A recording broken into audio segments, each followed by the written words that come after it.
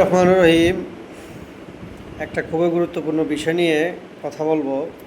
বাংলাদেশ যেভাবে ডিজিটালাইজেশন হচ্ছে, তেমনি ডিজিটালাইজেশন হচ্ছে সকল দপ্তর, সকল সেক্টর, সকল মিনিস্ট্রি, সকল সাহিত্য, সরকারি বেসরকারি, আধা সরকারি সকল কার্যক্রম ডিজিটালাইজেশন। সেই সাথে ব্যাংকিং কার্যক্রমও ডিজিটাল হচ্ছে, ব্যাংকিং কার্যক্রমে এগিয়ে যাচ্ছে। তা আপনাদেরকে একটা বিষয় আমি বলবো, বিগত 5 বছর আগে আপনারা দেখতেন যে ব্যাংকের যে ক্রেডিট কার্ড বা ডেবিট কার্ড, আপনাদেরকে আমি একটু দেখানোর চেষ্টা করি যে এই কার্ডগুলো ব্যবহার করা হতো। হ্যাঁ, আপনারা দেখবেন এই যে ডেবিট কার্ড, এই যে আপনার ভিসা কার্ড, এরকম না অনেকগুলো কার্ড ব্যাংকে থেকে দেওয়া হয়তো। তো সেই সাথে এবং পজ মেশিন ছিল। পজ মেশিনটা আমার সাথে নাই, আপনারা যারা পজ মেশিনে টাকা পেমেন্ট করেন বুঝতে পারবেন দেখলে। পজ মেশিন, ভিসা কার্ড, তারপরে এটিএম বুথ এবং এরকম না শত শত আপনার মানে প্রত্যেকটা ব্যাংকের এবং প্রত্যেকটা ব্রাঞ্চ, প্রত্যেকটা অনলাইন যে বিকাশ, সকেট, নগদ সবগুলোর এক একটা ওয়ালেটের এরকম টুলেট ছিল বা টুলেটের মতো স্ট্যান্ড ছিল। তো এইগুলো বাংলাদেশ ব্যাংকের যে নিয়ম শৃঙ্খলা বা যে কার্যক্রম নিয়ে আসছে, সেই কার্যক্রম অনেক আপডেট, অনেক ডিজিটালাইজেশন। বাংলা কিউআর কোড, সেই কিউআর কোডের মাধ্যমে আপনার সকল ধরনের কার্ড, সকল ধরনের অ্যাপস, সকল ধরনের আপনার মানে অনলাইন যে ওয়ালেট, বিকাশ, সকেট, নগদ, রকেট, ও ইউপে, ইউক্যাশ, এমক্যাশ, সেলফিন, সকল কিছু আপনি ব্যবহার করতে পারবেন। তাহলে আপনারা চিন্তা করতে পারতেছেন এখানে একটা যে ডিজিটালাইজেশন আসছে। এবং আপনারা আগে দেখতেন যে 5 থেকে 10 বছর আগে, 2015 সাল কিংবা আপনার 12 সালের কেন্দ্রিক বা 16 সালের কেন্দ্রিক ব্যাংক যখন অনেক ডিজিটালাইজেশন হয় নাই, কিছু কিছু ব্যাংক ডিজিটালাইজেশন হয়েছে, ইবিএল বা ব্র্যাক ব্যাংক। এইগুলার আগে আপনারা দেখেছেন যে বুথে আমরা টাকা জমা দিতাম, সিআরএমের মাধ্যমে তুলতাম, নিতাম। আগে সিআরএম ছিল না, আগে ছিল যে শুধু টাকা উত্তোলন, তারপর আসছে সিআরএম। এখন তোলাও যায়, মানে উত্তোলনও করা যায়, ডিপোজিটও করা যায়, দুইটাই করা যায়। এবং তারপরে এটার পরে আসছে তারপর পজ মেশিনের মাধ্যমে সারা রেস্টুরেন্ট, হোটেল, তারপর আপনার সকল জায়গার মধ্যে পজ মেশিনের মাধ্যমে আমরা সেটারও কার্যক্রম আস্তে আস্তে বাদ হয়ে যাচ্ছে। পজ মেশিনের কার্যক্রম বাদ হয়ে যাচ্ছে কেন আমি দেখাচ্ছি আপনাকে। মানে তারপর আপনার এটিএম বুথের যে কার্যক্রম সেটাও বাদ হয়ে যাচ্ছে, এবং ব্যাংকের লাইন ধরে সিরিয়াল ধরা এবং স্যাক বই, সেটাও কার্যক্রম আস্তে আস্তে বাদ হয়ে যাবে আস্তে আস্তে। এটার একমাত্র কারণ ডিজিটালাইজেশন, অনলাইন। এটা শুধু একমাত্র অ্যাপস। আমরা যে ব্যাংকের অ্যাপসগুলো ব্যবহার করি, ব্যাংকের যে বিভিন্ন ব্যাংকের বুথের বিভিন্ন ব্যাংকের অ্যাপ, যেমন আপনার ডিবিবিএল, হ্যাঁ, ডাচ বাংলা ব্যাংকের নেক্সাস পে, যেমন প্রিমিয়ার ব্যাংকের পিও, পনিও, মানি, তারপরে আপনার এই কি বলে ইউসিবি ব্যাংকের যে ইউনেট, তারপরে আপনার এনআরবিসি ব্যাংকের আপনার যে নেটেল যে এইটা অ্যাপসটা, এরকম অসংখ্য ব্যাংকের অসংখ্য নামে অ্যাপস রয়েছে। কয়টার নাম আর বলবো আমি, বাংলাদেশের ব্যাংক তো আছে 60টার উপরে। তো আপনারা দেখবেন আস্তে আস্তে যে ডিজিটালাইজেশন হচ্ছে, ব্যাংকের অ্যাপসের মাধ্যমে আপনি ব্যাংকে গিয়ে টাকা তুলতে পারবেন এবং টাকা জমা দিতে পারবেন। এবং সেম আপনি সিরিয়াল না ধরে আপনি যে কোনো জায়গার মধ্যে ব্যাংকের মাধ্যমে ইন্টারনেট ব্যাংকিং করতে পারবেন। সেই সিস্টেমও ব্যাংকে নিয়ে আসছে। শত শত টাকা আপনি পে অর্ডার করতে পারবেন, আরটিজিএস করতে পারবেন ব্যাংকের মাধ্যমে।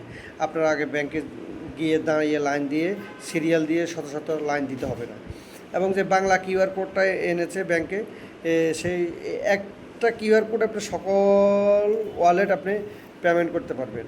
তাহলে দেখেন, এই যে আপনার আগে যে পজ মেশিনের জন্য লোকবল হয়তো, লোকবল গিয়ে পজ মেশিন দিয়ে আসতো দোকানে দোকানে বা রেস্টুরেন্টে বা শপিং মলে, সেটার জন্য লোকবল রহিতকরণ হয়ে যাবে, বাদ হয়ে যাবে। তাহলে পজ মেশিনের কার্যক্রম বাদ হলে ওইখানে ব্যাংকের একটা বিশাল একটা জনবল ছাঁটাই হয়ে যাবে।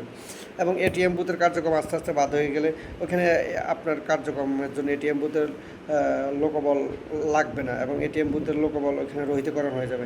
এবং এটাও আসবে, একটা এটিএম বুথ দিয়ে সকল ব্যাংকের কার্ড ওইখানে পজ করা যাবে, সকল ব্যাংকের কার্ড ওইখানে টাকা তোলা যাবে, নেওয়া যাবে। এখন কিছু কিছু ব্যাংকে এটা আছে, কিছু কিছু ব্যাংকের বুথে ওটা সাপোর্ট করে, আবার কিছু কিছু ব্যাংকের বুথের ওই এটিএম বুথের মানে master card visa card support করে না। এটা আস্তে আস্তে সামনে আপডেট ডিজিটালাইজেশন হয়ে যাবে ব্যাংকিং সেক্টর।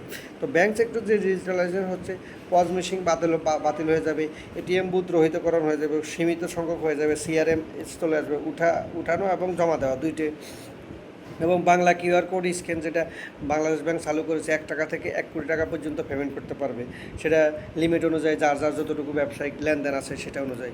তাহলে চিন্তা করুন, এখানে আপনার ব্যাংকিং ক্ষেত্রে পজ মেশিনের জন্য লোকবল সেটা বাদ হয়ে যাবে, পজ মেশিন বাতিল হয়ে যাবে, এবং আপনার এটিএম কার্ড যেটা সেটা বাতিল হয়ে যাবে, কারণ অ্যাপসের কারণে। এটিএম কার্ডের জন্য ওখানে ব্যাংকের একটা সেকশন ছিল, এবং এটিএম কার্ডের জন্য একটা জনবল ছিল, এটিএম কার্ডের জন্য এবং একটা আপনার মানে কারখানা ছিল বানানোর জন্য, ওইটাও বাতিল হয়ে যাবে।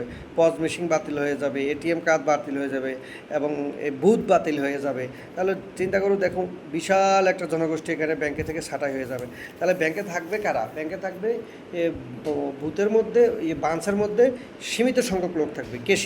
কেশিয়ারের ধরেন আগে যদি 1 কোটি টাকা ক্যাশে লেনদেন হতো, সেই টাকা এখন অনলাইনের মাধ্যমে লেনদেন হয়ে যাচ্ছে। এক্সাম্পল দিলাম আর সেই টাকা এখন 20 লাখে চলে আসছে। তাহলে আগে লাগতো 5 জন কেশিয়ার, এখন লাগতেছে 1 জন। তাহলে ওইখানে দেখুন, আপনি চিন্তা করে, তাহলে 5 জন থেকে 1 জন চলে আসছে। তাহলে ওইখানে 4 জন লোক রহিতকরণ হয়ে যায়। তাহলে আস্তে আস্তে এটা রয়েছে। তা এলসির কথা বলেন, সেটা অনলাইন হয়ে যাচ্ছে। তারপরে আপনার ক্রেডিট লোন নেওয়ার জন্য বা এটাও কিন্তু আপনার অনলাইন হয়ে যাচ্ছে। তো ব্যাংকে যেই ডিজিটালাইজেশন হচ্ছে, সেটা বিগত 2 থেকে 3 বছরের মধ্যে আপনি দেখবেন ব্যাংকে যে জনবল আছে সেই জনবল থেকে 80% থেকে আপনার 50% জনবল লাগবে না, কারণ এটা অটো সিস্টেমেটিক হয়ে গেছে অ্যাপসের কারণে, অনলাইনের কারণে, ডিজিটালাইজেশনের কারণে।